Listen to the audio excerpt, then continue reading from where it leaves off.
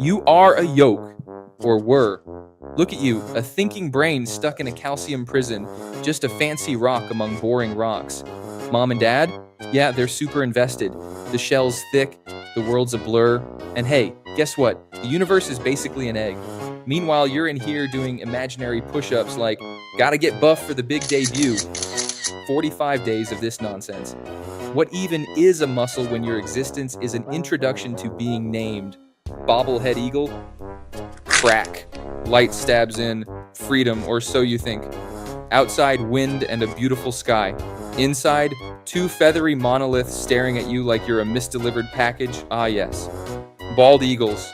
Majestic, regal, terrible at math. They'd expected one egg. One. But here you are squawking alongside two surprised siblings. The nest, once a palace, is now a studio apartment. Parental shifts began. Eeny, meeny, miny, moo, they tap dance on the edge, trading shifts like overworked baristas. You, bobblehead middle child of destiny, are already drafting your memoir.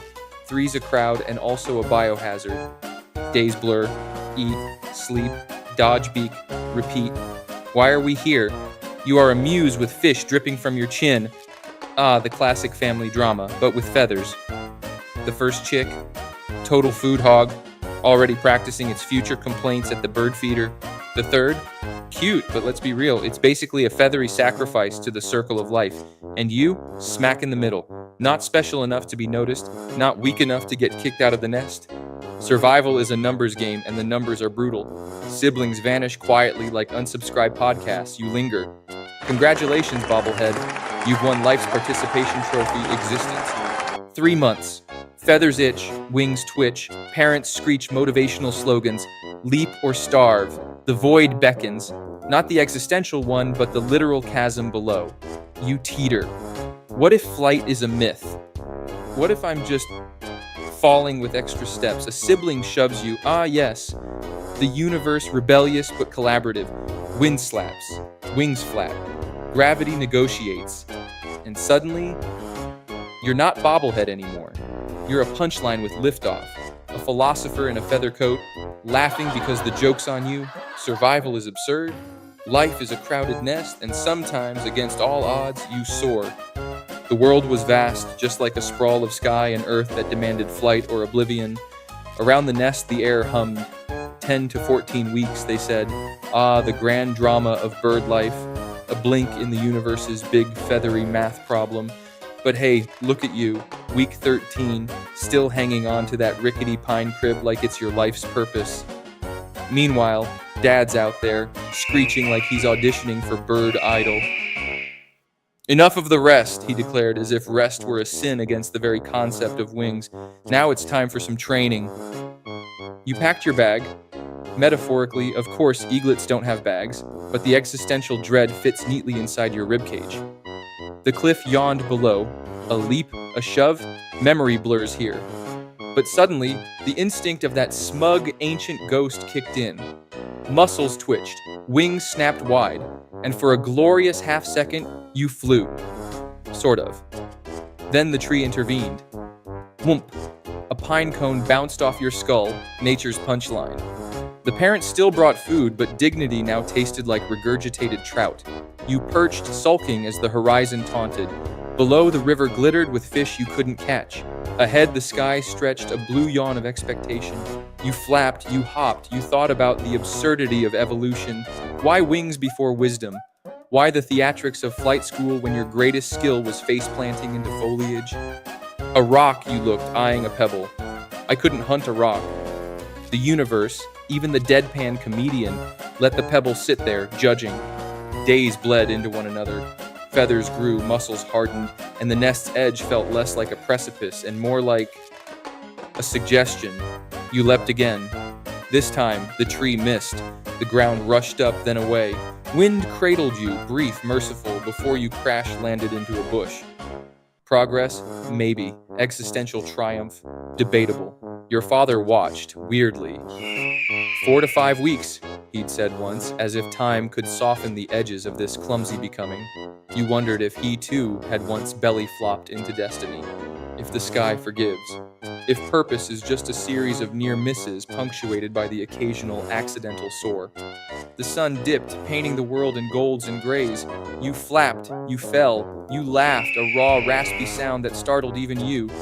The savanna stretched out beneath you, a pale brown sea of grass and consequence. At 15 months, you are no longer the fledgling who mistook trees for landing pads, but survival remains a calculus of near misses. You've learned to slice the air like a blade, to pivot mid-dive when the gazelle twitches left. The first time you tasted meat you caught, it was a triumph laced with irony. So this is the purpose, you mused. Blood on your beak? Or just hunger with better PR? Your parents' distance is a quiet severance. No more meals, no shadowing their hunts. Just sidelong glances that scream leave. You imagine them drafting an eviction notice in their heads. Dear tenant, the nest is no longer yours. Sincerely, the management PS. Stop staring at us like that. So you go. Off to your Eagle Gap year, where the world is less see the savannah and more don't die by Tuesday. House hunting, eagle style, scan the horizon for defensible cliffs, fresh water, prey dense enough to justify the commute. But every prime perch has a scowling incumbent, wings spread like, try it, kid. You do. They do. You flee, dignity trailing behind you like a snapped tail feather. The road seems safer, a flat gray river where metal beasts roar past, indifferent to sky laws. You perch on a pole, pondering mortality. What's the existential weight of a car when the power line answers? A jolt. Light fractures the world. You wake in a crumpled heap, feathers singed, thinking, so this is the gap in gap year. But survival, like irony, is persistent. And then suddenly it's mating season. The universe, ever the absurdist, swaps near death for hormonal urgency. Suddenly, the sky fills with potential partners performing dances. You attempt a courtship dive, overshoot, and plunge into a thorn bush. Romance, you deadpan, extracting yourself. You, the eagle, circle. The world below is a quilt of greens and browns stitched by rivers, but your eyes scan for movement, for possibility. A mate, a nest, a purpose. Too much sky, not enough birds who get the whole flying is hard thing. Poor you stuck with those heavy wings in a world that just doesn't care. Monogamy? In this economy? You think talons flexing as if to grip the irony. Courtship isn't romance, it's physics. Lock claws, spiral earthward, pray the ground doesn't become a punchline. Third attempt this week, she laughed. Or was that a screech? Hard to tell when you're free-falling toward crises, but then finally success. A partner. Now the real comedy, nest building. You haul twigs like Sisyphus with feathers, while she critiques your architecture.